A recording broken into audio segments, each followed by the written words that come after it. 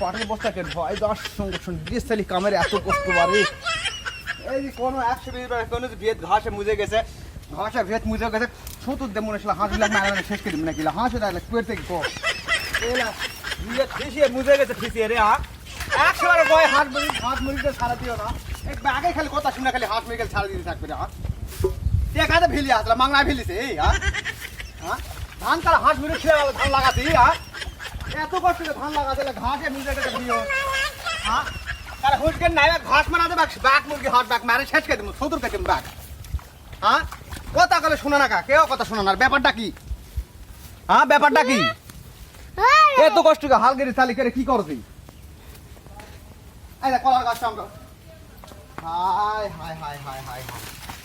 নাহলে 700-800 টাকা কলার খাওয়াটার দাম হলে রে এই ফুল কলার খাটা ঘটলাও তো দাও দাও এলা দাও এলাতে ঘটলে দাও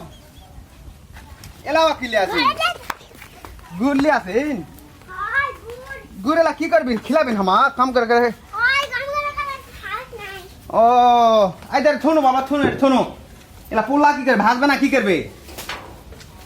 না সংকট সংকট সংকট